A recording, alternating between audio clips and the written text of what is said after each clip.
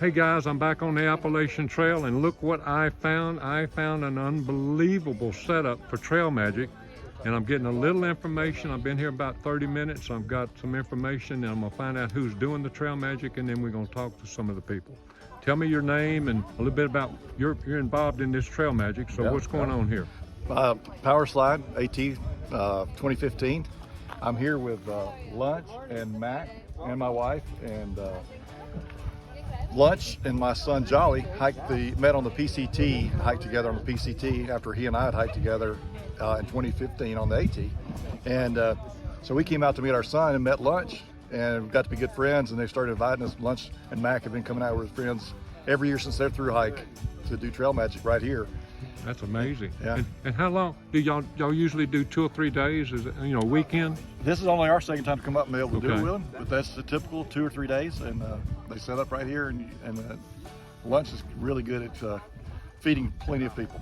Now, what all do and I see y'all doing breakfast right now. I mean, he's got eggs and bacon and pancakes and fruit and all that. Right. And you'll do something else at lunch, or Lunch has got hamburgers and hot dogs coming out later. Yep. and then you'll repeat this tomorrow? Tomorrow, same thing. That's right. Wow. How many do you expect to be coming through here today? Do you have a number in your head you think? Lunch? Mike? You have an idea?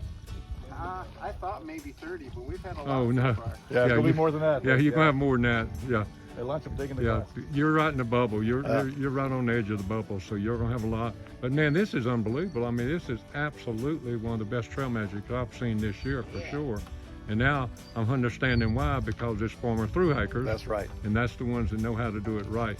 Okay, about your thru hike in 2015, you said you did a flip flop. Did? Yeah. That was very unusual in 2015. It was, and but we didn't intend to do a flip flop. Tell me why. Yeah, why did it? Well, I mean, to be totally honest, my son had just finished, Jolly had just finished high school. He was in great shape. He played football and soccer in high school. I was an older guy coming right off a desk job, and make a long story short, we pushed a little too hard coming off Katahdin and into the 100 mile. So you was gonna do a south? We're going to do a southbound. Okay. And then I got dehydrated really bad, and so a family member lives up in that area, picked us up, brought us out, and took about 3 days to get rehydrated, get my feet back under me, and he brought us down to New Jersey. Okay. We got back on trail, hiked back up to the 100 mile. He came and picked us back up, dropped us back in New Jersey, and we finished at Springer. Wow. So to me, the takeaway from that is, yeah, you're going to have bad days, things are going to happen, but you can always make it, most of the time you can make it work. I just had to come back and get fluids back in me and, kind of get settled, and then, So give me a time frame. When did you do the Katahdin? When did you do the first part of that? June 30th of 2015. When they first opened it? Yeah, June 30th, 2015, and then we started back in New Jersey around mid-July, like 14 days, 15 days later, and it took about 3 or 4 days for me to get enough fluids back in me. I didn't want to quit, so it was not an option. I was going to go back out there. It's just I had to get fluids back in me. What are some of the places up north that you stayed at that you remember on that first part before you got off? You stayed at Shaw's? When you come out of 100 mile? Stopped at Shaw's, but we stayed. My favorite campsite was actually Antlers Campground in 100 mile. Loved Antlers Campground. Yeah, I know where that is. And then coming on through there, I mean. What about, I'm going to remind you of something where you did the ferry, where you crossed the canoe. Kennebec. And then as soon as you cross that, you come to the Harrison cabins. That's right. Where the guy did the pancakes. Did Right. he do that back then? He didn't do that then, or at least we didn't see it. Okay. We got a ride into, I think there was a little bed and breakfast there. Okay. That we went to and picked up some resupply and stuff like that. But no, we didn't do the pancakes there. We Okay. did have trail magic in the 100 mile though. Okay. There's a guy named Scout that was doing trail magic. He had his family owned a cabin that was in the 100 mile wilderness that had predated the government acquiring the land. And we were in the 100 mile, and this is when we were finishing up that northbound section, getting back to where we came out, and there was a paper plate that said trail magic, 1/8 of a mile. We thought there's no way in the 100 mile there's going to be trail magic. And we got over there, and the guy he was cooking hamburgers and hot dogs, and we had drinks, and it was all to honor his son who had died not long before that, his trail name was Scout. And so that was one of the most memorable things. You're probably gonna find this interesting. In 2014, I was up there, and I slack packed my wife all the way through the 100-mile wilderness. Wow. So you went into all those dirt went roads, every road. Joe Mary Road, Every all that. road- oh, Joe Mary was a highway compared was, to where I went. absolutely, I went to yes. some dead end roads that the people at the gate didn't even know if I could get back there. Yeah. And I had done a 160-mile road ride one day just to be able to slack Oh, I pack believe it. 18 miles. I believe it. I And, believe it. and did trail magic back in the 100-mile wilderness, so I know how exciting that was for you. Oh, because, it was. It was a big day. Yeah, and then back then, you know, going northbound, you could have somebody drop a box off Right. halfway, but they didn't. They did that going No. south? We were at Joe Mary Road for a good while waiting to be picked up by my cousin who came to pick us up. And no, So they that was weren't your doing it. break. You had a break coming off That at was our Joe break Mary. right there. Yep. Okay. We made it to Joe Mary Road, and it was a convenient spot for him to come pick us up. Okay, coming further south, tell me some other places you might remember, because Oh. I'd really like hearing about these. Oh my goodness. Believe it or not, loved Pennsylvania. A lot of people don't like the rocks and everything. That really didn't seem to be a big problem for us. But I love the diners coming through that area. Yeah, the ice cream. Oh, absolutely. And Hoarder's store. Was Hoarder's? no, we there? went to Jumbo Land Diner Okay. in New Jersey. Yeah, yeah, yeah. We went there, I think, 5 times. Okay, I understand. We had a lot of family and friends that met us up there. And, Okay. but the particular places I remember, you know, everybody knows McAfee Knob and all that stuff. I remember the home place having And it lunch. just closed down. It's closed down. That's It such a just closed. shame.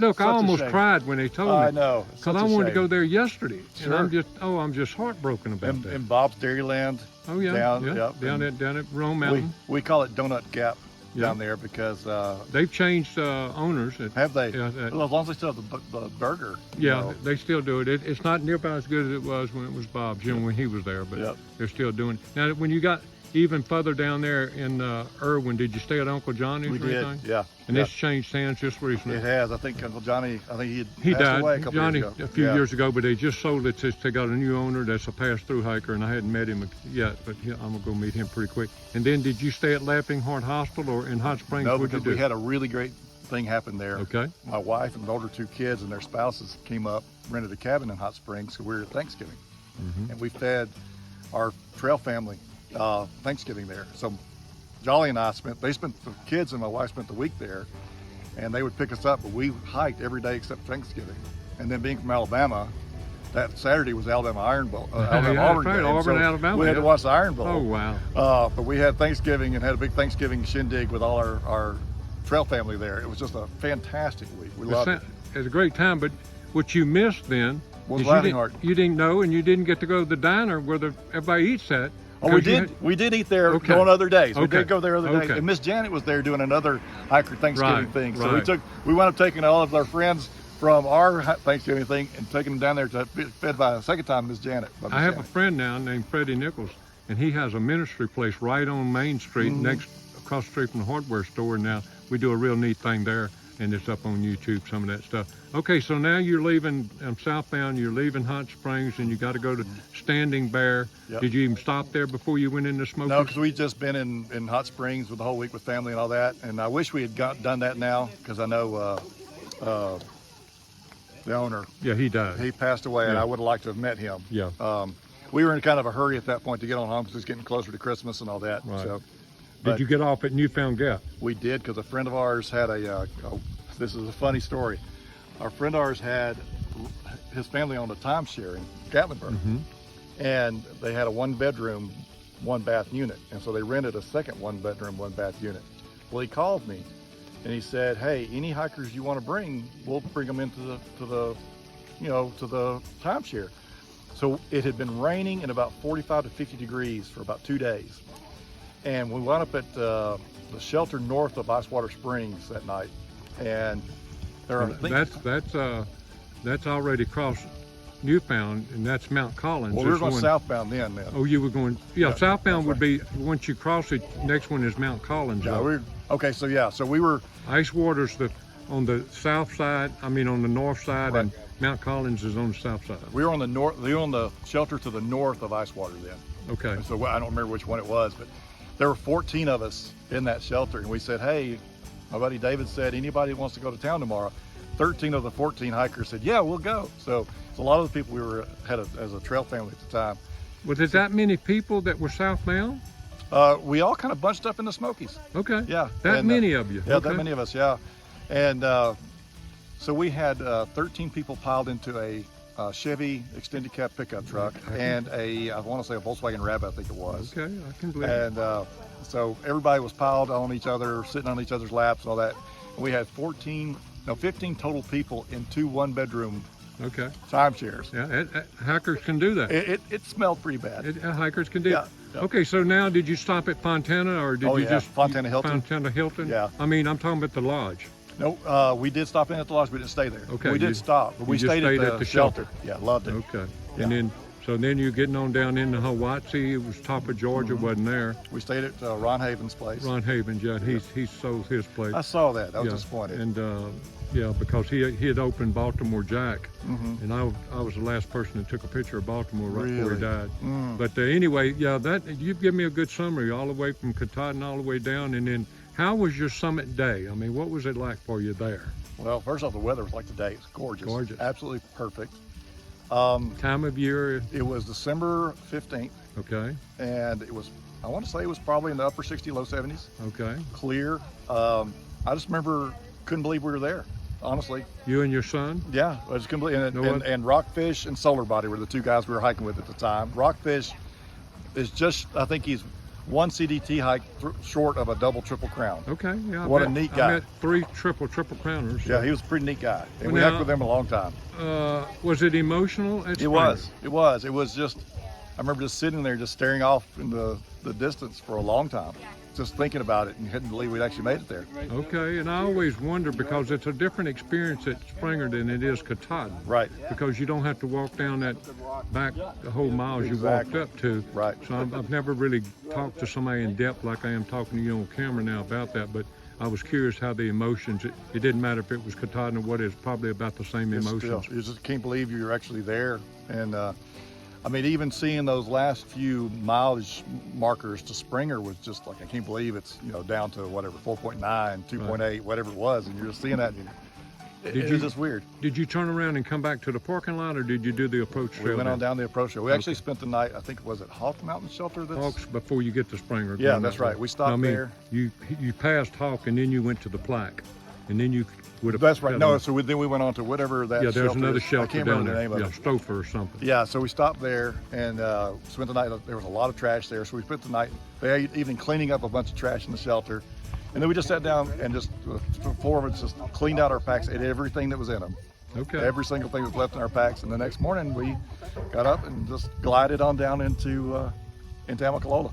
And we're talking about ending down at Springer. You said it was emotional. Right, oh it was.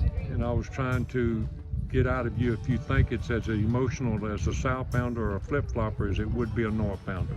I think it probably is, because you're Okay. still, it's not maybe the challenge that day of getting up Katahdin, but still you've just realized that you've finished the Appalachian Trail, and it's pretty heavy, pretty heavy emotional experience. Okay, I've got something else I want to ask you before I go. I ask every through hiker I find that I can find to talk to, how often do you think about the Appalachian Trail? Every day, there's no doubt, every day. And I always chuckle at that because I know that, there's got to be some days in your life that there's a tragedy going on or something that they might be, but that's how big of the impression the Appalachian Trail can make on a person. Oh yeah, no doubt. Even if you're having bad days, and then of course with COVID the last couple of years, we've lost some friends that Right. have passed away and things like that. But even with all that, I mean, the trail, it's just something you always, it's going to pop in your head. Something's going to pop in your head. There's going to be something that reminds you. Right. It could be a smell or a sound, or you might see something on social media from another friend or something that you hiked with, or who knows. But there's always something to remind you. Okay, I want to do one quick thing and then I want to get off because I don't want to make it too long. It's already too long already, but you've captivated me big time. But tell me something that you would tell in a minute or so to somebody that's watching this, that's thinking about doing the Appalachian Trail. Not necessarily a piece of advice, but anything that you would want to say to somebody like that, that's looking at this, talking to somebody that did it when you did it. What would you tell them? Well, I mean, the biggest thing would be first to do it. If Okay. you're thinking about do it. I realize that we all can't just take off 6 months from work or whatever, but figure out a way to make it work. And I don't know, everybody gives you the advice of don't quit on a town day or don't quit in the rain and all that stuff. But the big thing to me is it's such a life-changing experience that it's worth doing regardless of where you are in life. That's what I wanted to hear, and I didn't want to say it, but I wanted to hear that from a thru hiker. Yeah. Because I know it's a life-changing experience because my wife had it. Yeah. And I've been out here for 8 years and I see it every day with you guys. So that's what I wanted to hear, because I want somebody to hear that's thinking about it. Guys, this is not just a little deal. If you No, do it's this, huge. this is a life-changing experience. Absolutely. Changes your whole thought process. Thank you so much for your time. Absolutely. My God bless pleasure. you.